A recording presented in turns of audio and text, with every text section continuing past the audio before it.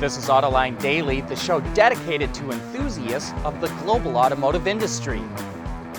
While the global semiconductor shortage is now putting a slight dent in GM's fuel economy?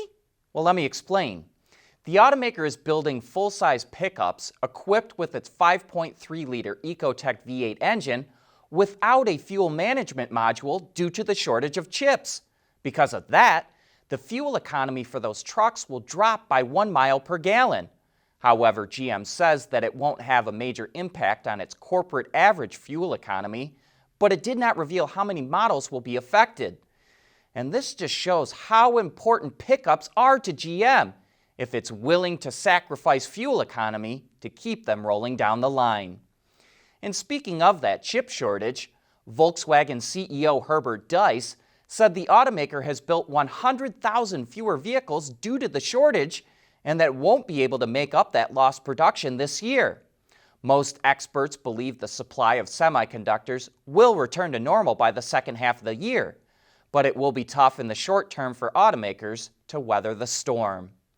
And in other VW news, the company held its first Power Day yesterday, an event where it laid out its roadmap for batteries and electrification. By 2030, it plans to have 6 gigafactories in Europe with a total production capacity of 240 gigawatt hours per year. It's developing a new battery cell it plans to launch in 2023 that it says will help drive down the cost of battery systems to below 100 euros per kilowatt hour. It plans to install that cell in 80% of all EVs in the VW group by 2030. It's also planning to operate about 18,000 public fast charging stations in Europe by 2025 with several partners, which is 5 times larger than the network it has today. Those are some of the highlights of its Power Day. And with this new plan in place, VW says its goal is to become the #1 EV maker in the world by 2025. And investors liked what Volkswagen had to say about the future of EV batteries. But they didn't exactly go crazy over the news. VW was up 7%.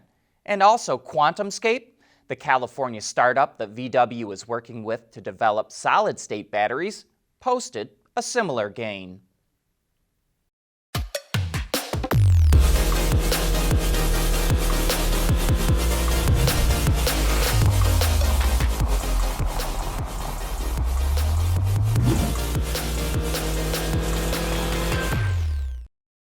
We want to know what drives your testing. OTA, connected car, diagnostics, remote testing. Intrepid Control Systems is here to help you work from anywhere. Intrepid Control Systems, driven by your data. The Ford Motor Company is adding 2 Ford family members to its board. Alexandra Ford English, who is 33 years old and the daughter of Bill Ford, and Henry Ford III, who is 40 and the son of Edsel Ford. That generated some snarky comments online of having family members run the company. But you gotta remember that Ford is not the only car company where families play a big role. The Volkswagen Group is controlled by the Porsche and Piech families. BMW is controlled by the Quants.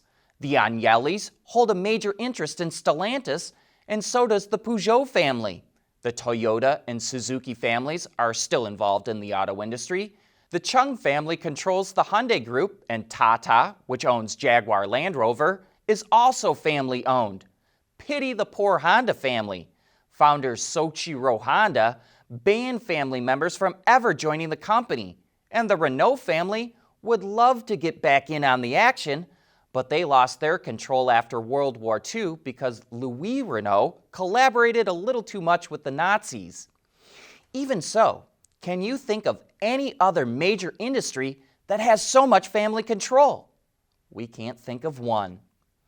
But speaking of Ford, with an all-new F-150 coming out, it was only a matter of time before we saw a new police truck, and today is that day. Here's what's new.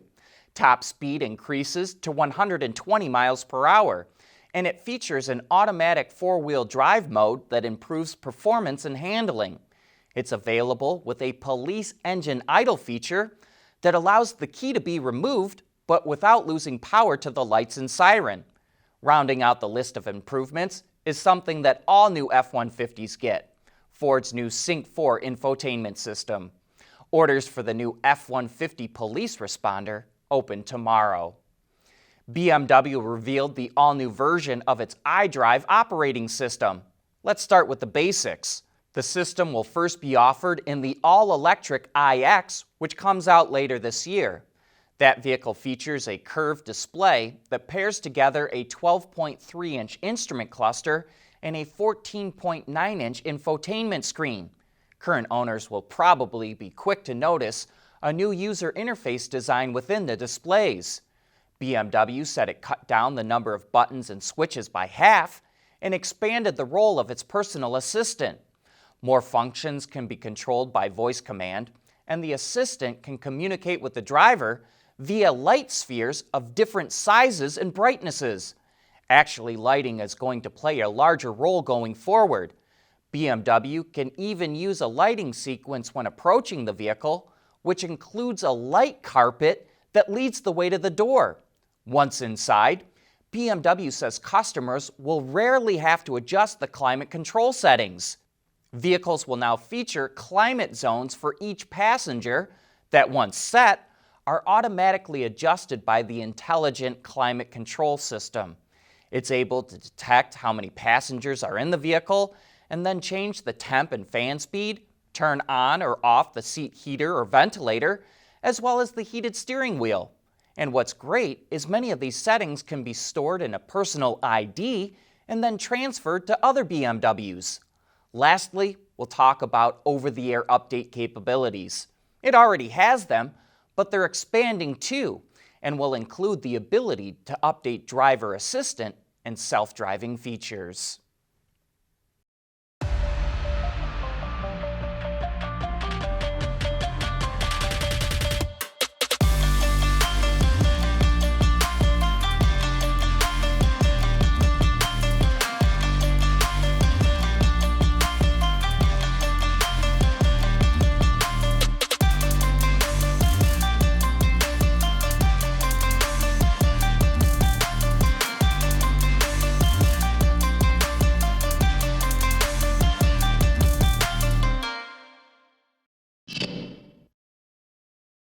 Lincoln has essentially completed its transition to a brand that only sells luxury SUVs, and the Nautilus is a good example of how Lincoln's strategy is rolling out.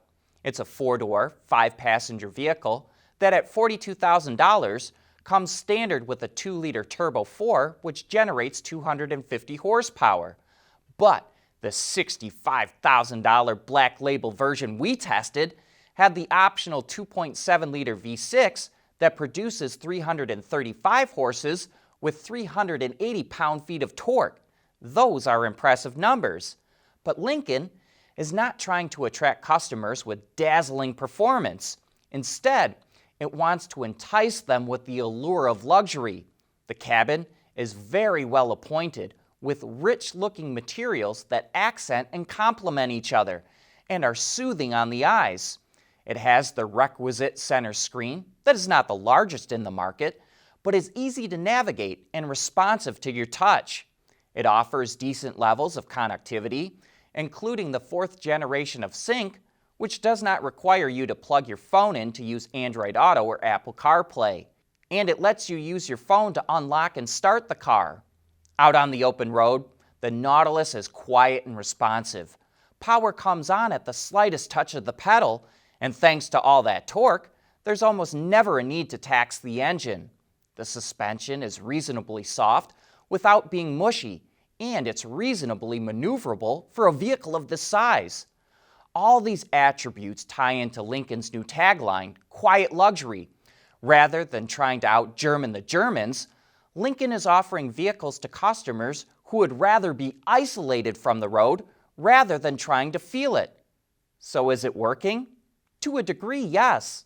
Lincoln has not lost any market share in the last year, but it hasn't gained any either. To be fair, that's the same story for almost every other luxury brand. And in this competitive segment, just holding on to what you've got is something of a victory. And don't forget to join us for Autoline After Hours this Thursday, when our guest will be Rob Mantanan, the program manager for the new Chevy Bolt EUV.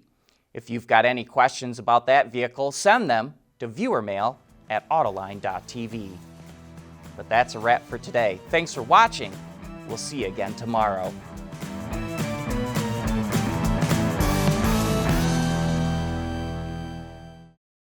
Autoline Daily is brought to you by Bridgestone, solutions for your journey. Intrepid Control Systems, over-the-air engineering, boost your game.